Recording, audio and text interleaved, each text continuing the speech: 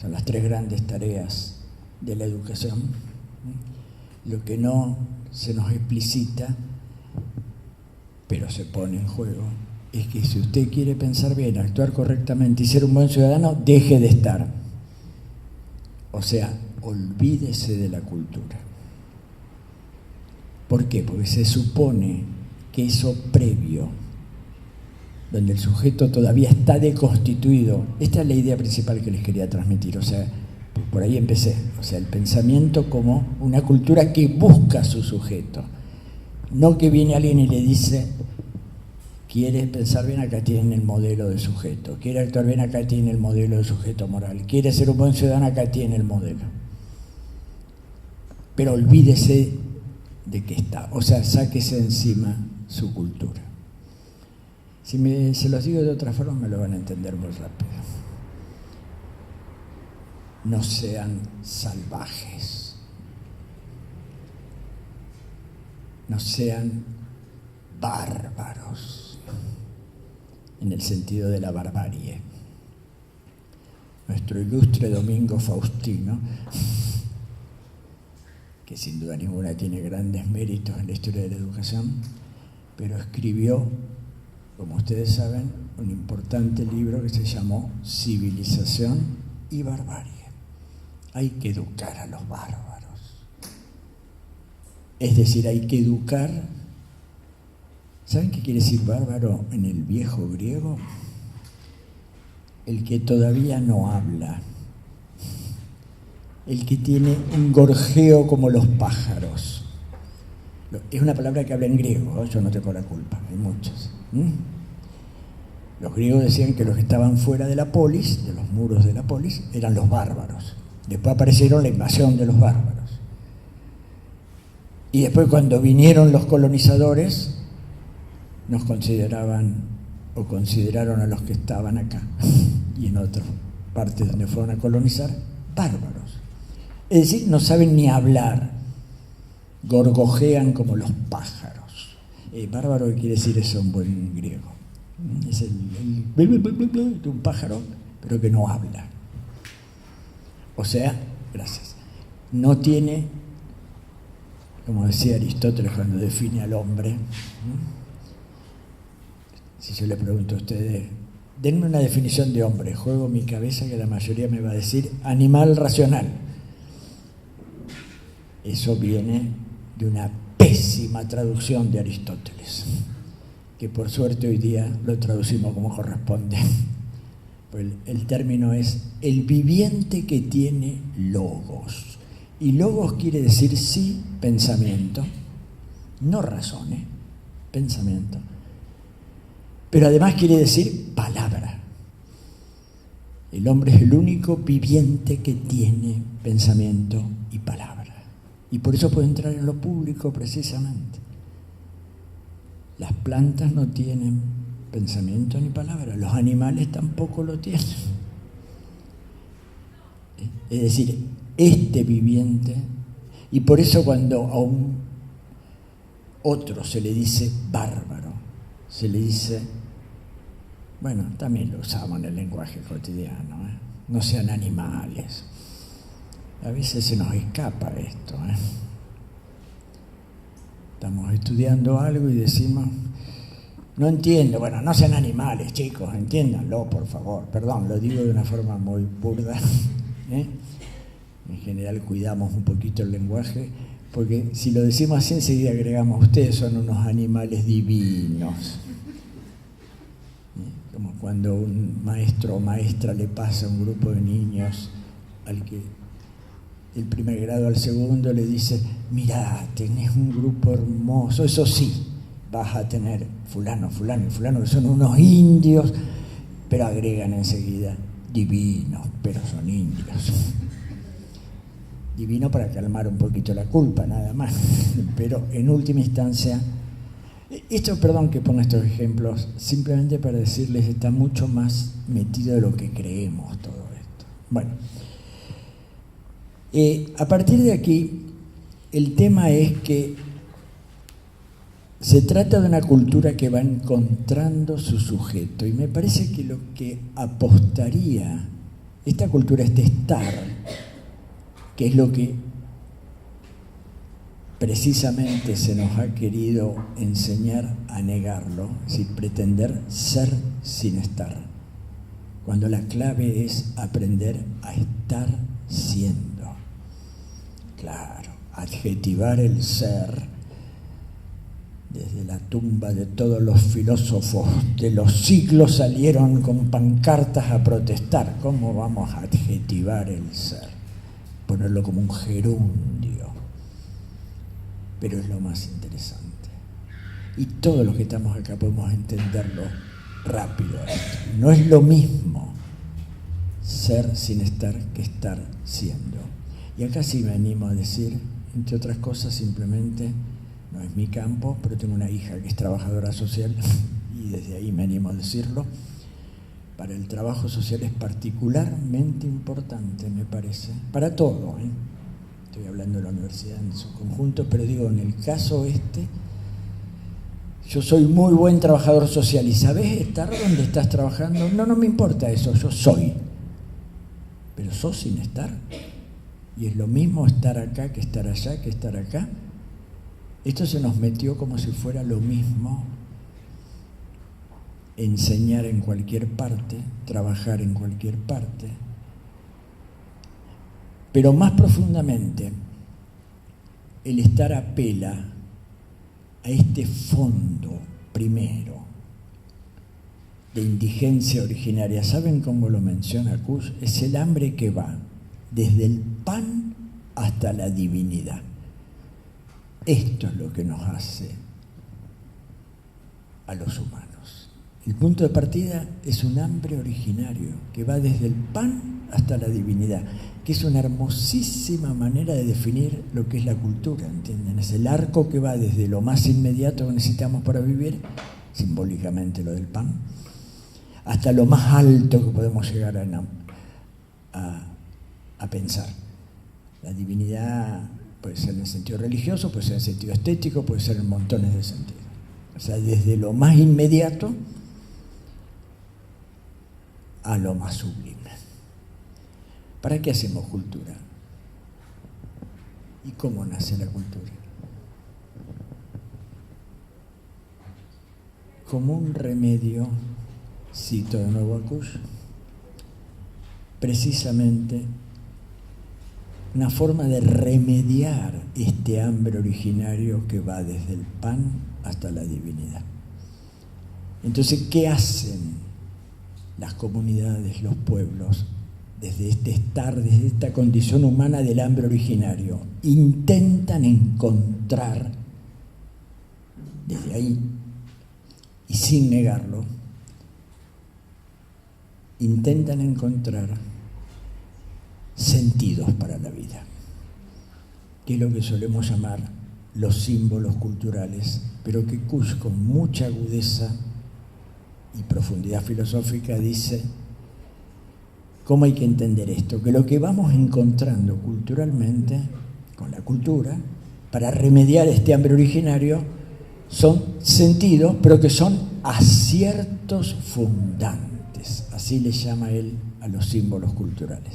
Son aciertos fundantes. Y me permito aclararles esto. Aciertos es una palabra que viene de una lógica lúdica, es la lógica del juego. Acerté. Pero curiosamente, estas curiosidades son fascinantes, Tiene la misma raíz que esto que enamoró a la filosofía, la certeza. El acierto es acierto. Hoy acerté, mañana no sé si voy a acertar.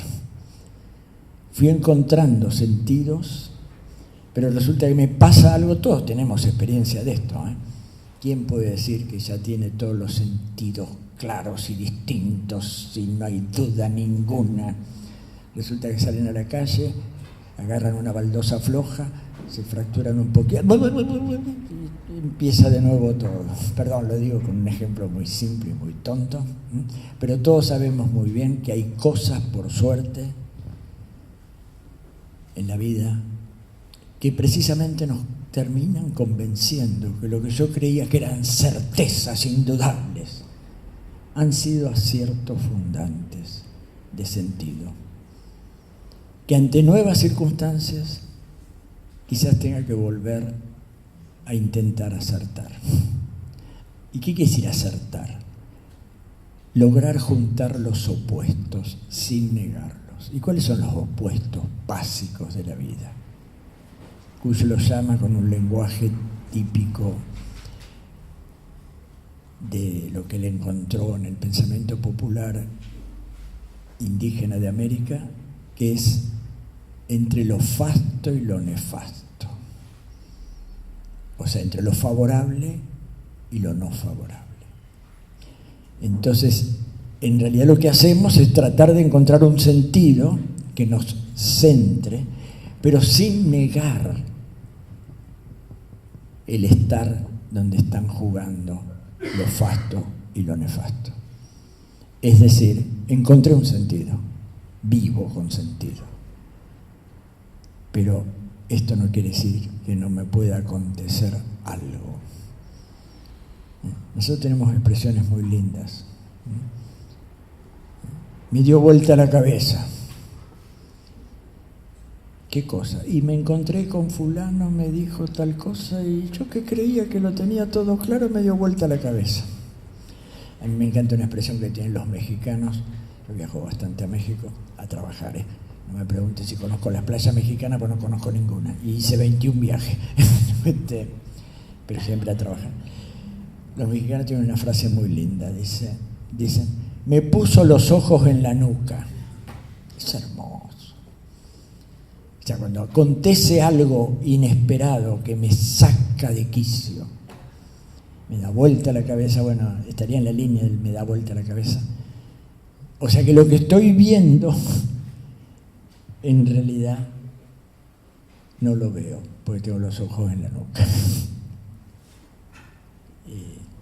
Bueno, esto me parece interesante tenerlo presente porque este es un desafío para el trabajo universitario en cualquier profesión,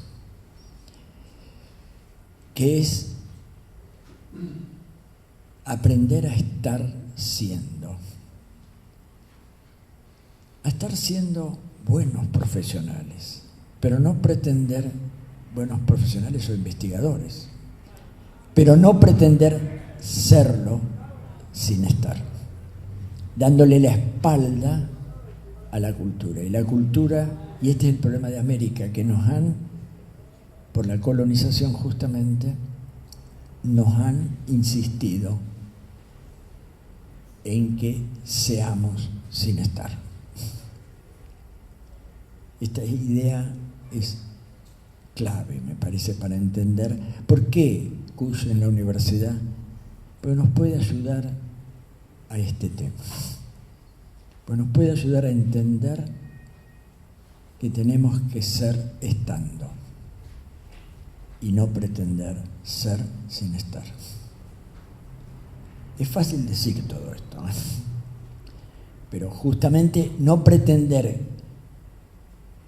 de alguna manera ser sin estar quiere decir ser sacándonos de encima la indigencia originaria. Ya la resolvimos, ya está.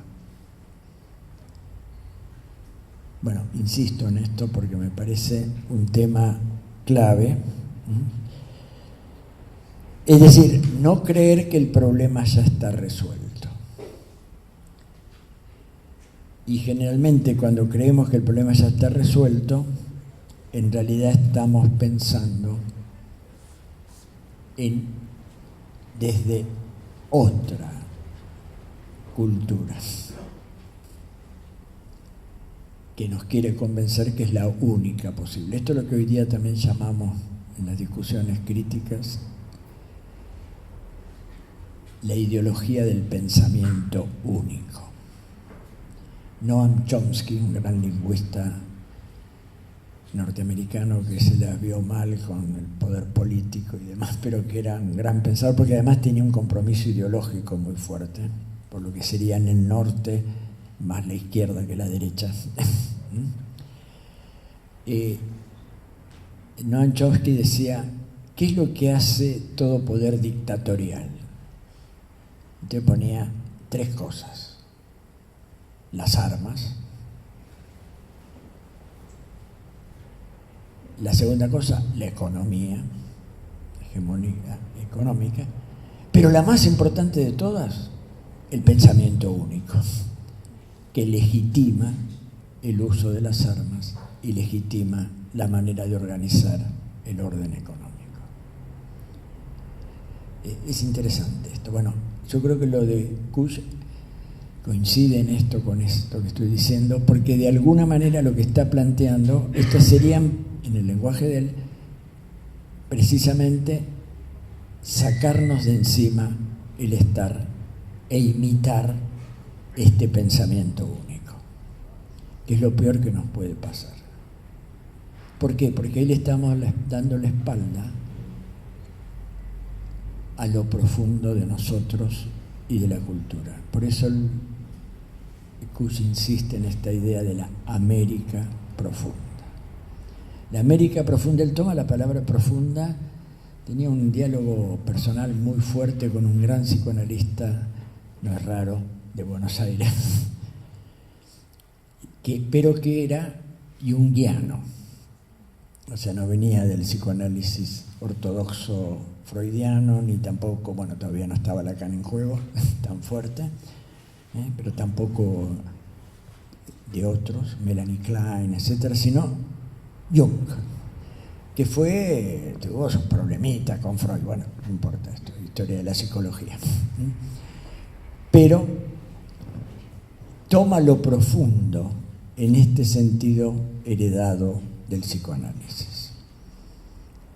Ustedes saben que Freud fue el que insistió en una psicología profunda. ¿Y qué es lo profundo? Lo que no queremos reconocer, pero está operando en nosotros. O sea, el inconsciente, que se llama psicoanalíticamente el inconsciente, que fue el primer esfuerzo de Freud de tratar de ver cómo se forma el inconsciente. Es decir, de ahí viene la teoría de la represión, etcétera, etcétera. Dejando el psicoanálisis, es muy interesante la idea, porque América profunda es la América negada, pero que opera. Esto es interesante, porque lo profundo nosotros lo podemos negar, pero opera. Ay, no sé cómo hice esto, ¿por qué habré hecho esto? No me reconozco en lo que hice. Y bueno, si de golpe voy a una sesión de psicoanálisis y le cuento esto, sí, ¿por qué no me cuenta un sueño, su síntoma, hasta un chiste, cuénteme? Y va a ver que hay una relación con su inconsciente. Le salió, nosotros tenemos esa expresión que también tiene que ver con el colonialismo, pero es gráfica, cuando uno dice, me salió el indio. Ojalá no saliera más el indio, perdón. Lo digo en este sentido, la expresión está dicha muchas veces en términos muy negativos y peyorativos. Pero fíjense en la forma en que lo decimos. O sea, me salió el bárbaro. Curiosamente la palabra bárbaro en español también la usamos para decir, qué bárbaro lo que hiciste, qué grande. Pero no dejamos de usarlo en el otro sentido. No sean bárbaros. Civilícense. Edúquense, estudien. No digo que no haya que decir todo esto, por favor no me entiendan mal, El tema es que el desafío es que todo esto lo pongamos siendo capaces de estar siendo. Entonces, el tema es que no aceptemos la desculturización y nos animemos a ver lo oculto, lo negado, lo que está justamente como la condición humana, este estar, meramente estar. Dicho sea de paso o no tan de paso, este para mí es el fundamento más fuerte que hay para poder instalar un diálogo intercultural. Saber que tu cultura, que es diferente de la mía a lo mejor, pero tanto vos como yo generamos la cultura como una forma de remediar lo que es común a vos y a mí, que es el estar, meramente estar. Esto es interesantísimo. porque ninguna forma de estar siendo así le llama a Kush al resultado de todo este juego del mero estar, pretender ser estando termina generando una forma cultural que es estar siendo así. Y el otro también está siendo así. Pero lo interesante es que podemos aprender el uno del otro, ¿entiendes?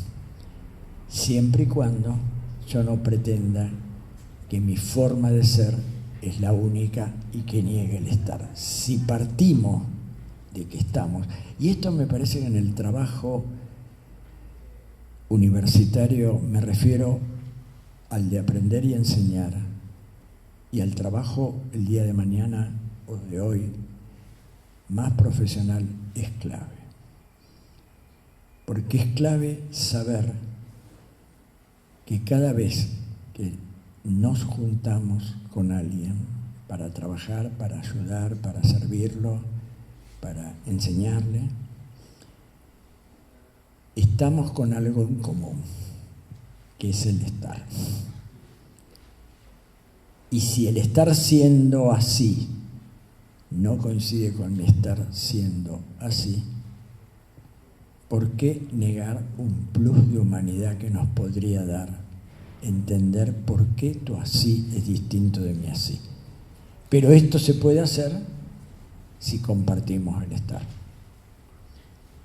No sé si queda clara la idea, pero me parece que esto es muy central y decisivo. O sea, el tema es que al pensar, al trabajar, al estudiar, al aprender, lo hacemos desde el mero estar, nos vamos a dar cuenta que desde ahí, y esta metáfora también la utiliza Kush, se deforma nuestra subjetividad pensante extrapolada, la que se nos metió como la única posible.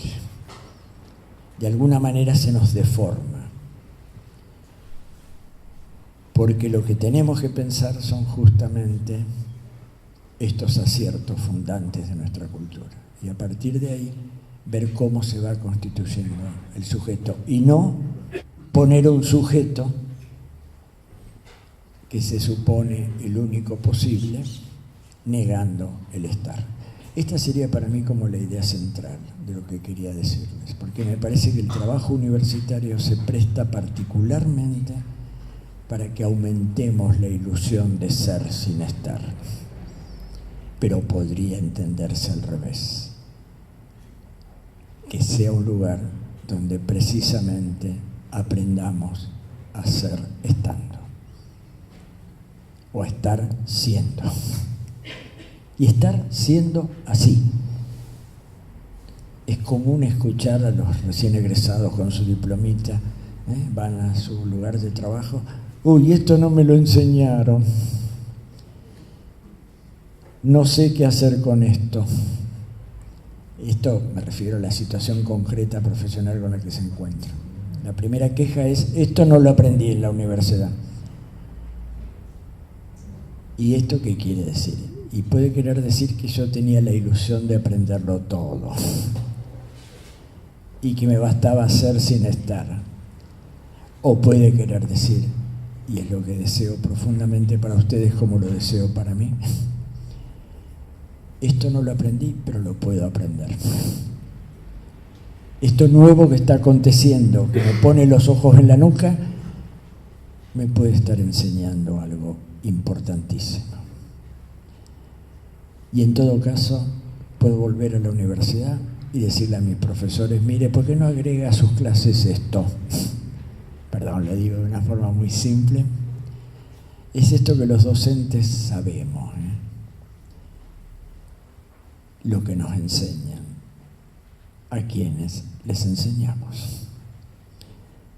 Pero ¿saben cuál es la condición para que esto se dé? Que deseemos aprender. Nosotros, docentes, no pongamos solo el deseo de aprender en el alumno, que por supuesto también es condición de posibilidad para que aprenda. yo suelo hablar de una lucha por el reconocimiento, del deseo y del deseo de aprender y del poder de enseñar. Pero es un desdoblamiento de cada uno. Y entonces yo, docente, debo preguntarme, ¿deseo aprender? ¿Y en qué criterios baso mi poder de enseñar? Pero a su vez el alumno también tiene este desdoblamiento. Es deseo de aprender, pero es también poder de enseñar. ¿Con qué facilidad nos refugiamos a veces los docentes ante una pregunta de un alumno o un comentario? ¿De dónde sacaste esto? Hoy día no nos animamos a decirlo tanto porque hay una respuesta rápida. ¿Y del Google? O de algún otro buscador. Lo cual nos trae una serie de problemas que no me voy a meter ahora a discutirlo. Pero quiero decir, en realidad, en vez de estar atentos a qué está aconteciendo en eso que se me está preguntando o diciendo, que a lo mejor me obliga, si deseo aprender, a aprender. No sé si está claro esto, pero me parece que es muy interesante. Yo tengo cosas escritas sobre esto porque me fascina. Yo no se los conté porque los va a asustar. Mi especialidad académica, es Hegel, que es una especie de monstruo sagrado. Pero lo critico de arriba abajo. Pero hace 50 años que lo ven con... diría Kusch, fagocitando. Que es otra metáfora que utiliza Kusch, la de la fagocitación. Cuando discute justamente estas formas de entender el mestizaje cultural, de entender la hibridez cultural, que son todas expresiones que han salido a luz y hay trabajo sobre esto, etcétera, sobre todo en términos culturales, digamos, el encuentro de culturas. Entonces, por ejemplo, acá en América se dio una hibridez cultural, o se dio un mestizaje cultural, son palabras que ustedes habrán escuchado muchas veces. El riesgo de estas palabras es ver si resistimos a que el mestizaje no es, porque se nos impuso el ser sin estar. Entonces Kusch habla, no, lo que podemos encontrar en América es un proceso de fagocitación. A esta hora de la noche no hay que usar esta palabra, pero la uso igual. Fagocitación, es decir, ¿usted quiere que yo me convierta? ¿Usted quiere que yo sea bueno y que yo piense bien? Le hago el caso, pero no voy a abandonar mi estar. Lo metabolizo como puedo. Sin embargo, el riesgo que corremos con esto, Kusch trabajó muy bien a esto. La primera vez que lo dijo fue en una mesa que compartimos, no me olvidaré nunca, en el Centro Cultural San Martín. Que era sobre el pensamiento nacional, se llamaba típico, en la década del 70 hablábamos mucho de pensamiento nacional, pero en realidad estábamos hablando de nuestra América, como decía José Martí. Yo cada vez me gusta más hablar de nuestra América que de América Latina, porque cuando decimos América Latina estamos dejando afuera todos los afrodescendientes, y no son pocos en este continente de nuestra América, Martí, siglo XIX, se animó a decir nuestra América. Es una expresión hermosa. Bueno, pero volviendo, el tema es que me parece importantísimo, entonces, en este esfuerzo de no ilusionarnos con ser sin estar, atender al estar siendo así, en nuestra cultura, la América profunda que opera en nosotros. Ahí está lo de indios, porteños y dioses. ¿Yo qué tengo que ver con la Pachamama? Ah, ¿sí? Resulta que ahora estamos sumamente preocupados porque no sabemos si los hijos de nuestros hijos van a poder respirar. Porque algo estamos haciendo con esta tierra. No sé si han escuchado la Constitución, la reforma de la Constitución de la República del Ecuador, que se hizo hace poco, se animó a decir los derechos humanos de la Pachamama. ¡Ah! Acá en nuestro país, un gran penalista, reconocido internacionalmente, más allá de que además fue juez de la Suprema Corte de Justicia, el doctor Eugenio Zaffaroni, escribió un libro cuyo título, le puso adrede el título, El derecho humano de la Pachamama. Derecho humano de la Madre Tierra, ¿entienden? Es un especialista en derechos humanos. Dicho sea de paso, les recomiendo ese libro, porque nos mueve mucho la cabeza. Hablar de derecho humano, y sí, esto para nosotros es rarísimo. No es raro para quienes justamente, si quieren, le hacen todos los ritos que quieran, pero la Pachamama que no esté lejos. Y hablar con ella y respetarla. Bueno, no me voy a meter en estas cosas, pero que son las cosas que Kush fue encontrando con profundidad. Bueno, yo supongo que estoy ya medio pasado, no son 8:30, sí. Pero bueno, mis alumnos dicen que yo termino la tercera vez que digo termino. Como todavía no dije ninguna, termino, y ahora voy a decir la tercera para terminar. Me hace reír porque me lo dicen siempre. Profesor, usted es la tercera vez que dice termino, recién termina. No, en última instancia, yo creo que lo interesante es, y termino con algunas preguntas. ¿Qué significa entonces el trabajo universitario y profesional en nuestra América? ¿Significa acaso aferrarse al sujeto que como razón cree que puede captar todo en ideas y conceptualizar? Hay quienes entre nosotros insisten en esta iluminación, o para ser más exacto, en esta mirada iluminista. ¿Significa acaso acompañar la búsqueda del sujeto perdido, que es el otro extremo del debate contemporáneo, desde una especie de escepticismo decadente que se entretiene con los juegos del lenguaje, con las excavaciones arqueológicas, con los análisis interminables? No digo que todas estas cosas no nos digan algo, pero no es lo más importante. Significa, tomando una metáfora que usa mucho Kush, que es la de la danza en la quebrada, la danza navideña que hasta el día de hoy se sigue haciendo en la quebrada de Humahuaca, que consiste en que van trenzando y destrenzando cintas sobre un poste. Entonces Kush dice, esto es lo que nos pasa, que trenzamos y destrenzamos un corpus, o sea, un palo, que no es el nuestro. ¿Y por qué? Porque tenemos miedo a pensar. Porque no vaya a ser que si pensamos lo nuestro, si pensamos desde la América profunda, si pensamos desde el estar y trabajamos desde estar siendo así y no pretendiendo ser sin estar, nos da miedo. Y entonces termina la metáfora diciendo, no vaya a ser que perdamos el ritmo de la danza y lo pisemos al otro. Porque la dominante nos obliga a trenzar y destrenzar un cuerpo extraño. Es una metáfora muy linda, muy gráfica por otro lado. Entonces el tema es que aprendamos a trenzar y destrenzar, pero que no lo hagamos en un cuerpo extraño.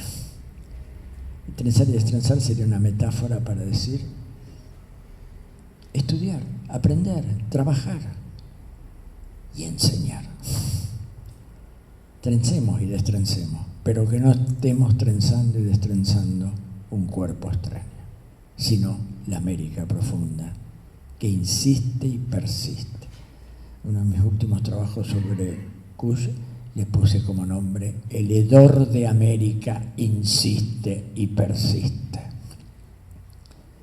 a pesar de las metáforas de las pulcras ciudades, de las pulcras.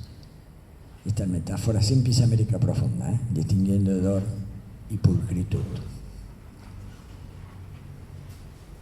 ¿Qué quiere decir que el hedor de América insiste y persiste? Quiere decir que seguimos buscando encontrar desde la cultura al sujeto, y no aceptamos el pulcro sujeto, que es pulcro porque es el aboledor. La metáfora es fuerte, pero es gráfica, es bien gráfica, pues está tomado simbólicamente. O sea, de alguna manera este hedor tiene que ver con el estar, meramente estar. Pero además es curioso porque también lo usamos para denigrar, discriminar. ¿Con qué frecuencia decimos son sucios, aparrastrosos? Inventamos montones de palabras para decir al que discriminamos o al que negamos en su profunda situación humana, que a lo mejor es de dolor, de miseria, en última instancia de hambre, que va desde el pan hasta la divinidad, y a veces desde el pan, simplemente porque ni siquiera tiene para comer. Bueno, los desafíos son muchos, y entonces empecemos por dejarnos estar. Intentemos dar la danza propia. Es linda manera de terminar. Ahora ya dije la tercera vez. Y sería lo que les deseo, agradeciéndole, y espero que algo se haya entendido. Fui resumiendo, no leí. Yo siempre escribo, pero nunca leo cuando doy clase. Por un hábito, diría mi nieta de 10 años, ¿vas a hacer un chamullo, abuelo? Hoy esta mañana que prometió la bandera, y yo estaba con una emoción, está en 4º grado, se hizo el acto en una escuela pública donde ella vaya en Buenos Aires. Lloré todo el tiempo porque fue hermosísimo. El acto estaba muy bien hecho, por otro lado, muy lindo el discurso, muy lindas las cosas que los chicos fueron diciendo. Habían hecho una investigación sobre qué significa la bandera. Entonces cada uno de los chicos iba dando una idea de qué es una bandera. Y entonces otro chico iba y ponía un dibujo con eso en una especie de tablón que tiene el escenario ahí atrás. Lo iban pinchando. Es interesante, ¿entienden? Y después la promesa formal, claro. Uno llora esas cosas. Me decía un señor, que era otro abuelo que estaba al lado mío, está llorando, señor. Sí, usted mírese la cara, le dije yo, estábamos los dos. Pero bueno, no está mal eso, ¿entiendes? Sobre todo si se hace con sentido y estando. Y me dio el gusto de decir que soy abuelo. Que siempre me prometí desde el 2006 que nació esta criatura, que fue la primera, ahora ya tengo 3, que siempre que me presentaran iba a decir que era abuelo. Esta vez me olvidé, lo dije ahora, así que estoy tranquilo. Bueno, en última instancia, animémonos a destrenzar el cuerpo propio, el cuerpo ajeno, y trenzar el propio. Y entremos a trabajar. Tenemos todo un trabajo de destrenzado y trenzado. Hay una danza, pero que lo hagamos sobre el cuerpo propio. Bueno, les agradezco mucho la atención. Si quieren hacer alguna preguntita, no sé si el tiempo da, pero hay muchas más cosas. Yo les voy a dejar después algunos textos que los pueden socializar. Y en parte también para tranquilizar mi culpa de no haber leído lo que había preparado. Bueno, muchas gracias, Nancy.